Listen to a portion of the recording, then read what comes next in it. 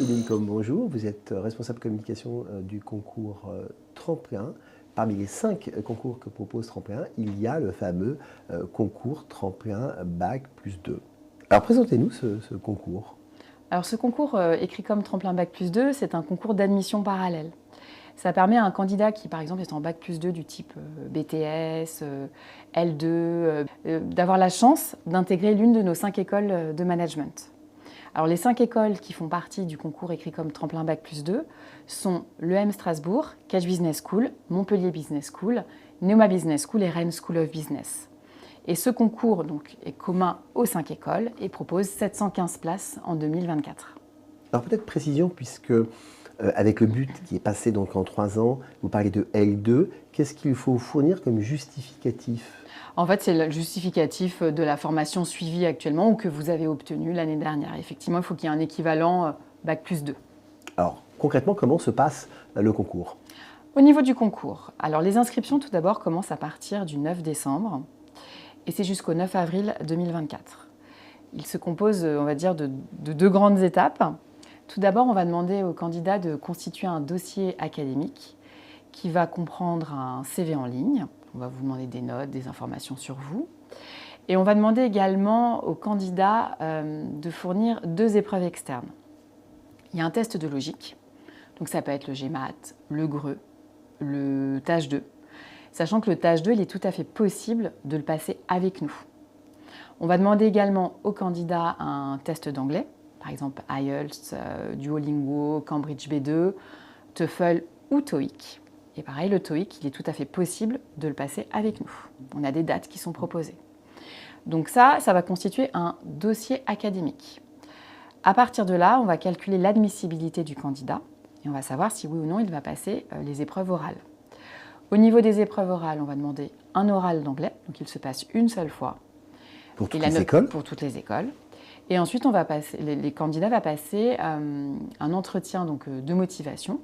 Et il y a un entretien par école visée où l'étudiant a été déclaré admissible. Quels sont les coûts d'inscription à votre concours ? Alors en fait, il y a 2 tarifs. Il y a le tarif pour les boursiers et les non-boursiers. Pour les boursiers, c'est 30 €. Pour les non-boursiers, c'est 190 € sans compter le TAGE. Si vous rajoutez le TAGE, dans ces cas-là, pour un boursier, on est à 100 € et pour un non-boursier, c'est 260 €, donc avec le TAGE 2. Alors on a bien compris qu'il y a un dossier assez important à fournir avec des éléments très différents, et y compris avec les tests. Vous ne nous direz pas ce qui est important et comment ça se positionne. Le test GMAT par rapport au test TAGE 2 ou par rapport aux notes, alors, ça reste un peu du secret. Tous les tests de logique, par exemple, si c'est votre question, tous les tests de logique sont très très bien. Que ce soit le GMAT, le GRE, le TAGE 2, il n'y a pas un test mieux qu'un autre. Après, nous, c'est à notre travail, effectivement, de faire en sorte de récupérer tous ces scores-là et de mettre des notes et de calculer l'admissibilité. Il n'y a pas un test mieux qu'un autre, si c'est ça que vous voulez dire. En tout cas, il nous faut un test de logique sûr pour passer ce concours et un test d'anglais également, c'est obligatoire. Alors, comment se prépare-t-on au mieux quand on est un étudiant en BUT ou en BTS? Comment se prépare-t-on au mieux aux épreuves Écricom? Alors, tout d'abord, ce concours, vous avez en tant que candidat, le candidat a vraiment toutes ses chances de réussir. C'est vraiment important d'avoir ça en tête. On accueille vraiment des profils très différents. C'est ça le principe d'un concours d'admission parallèle. Ce qui va jouer en la faveur d'un candidat, c'est une bonne préparation aux épreuves.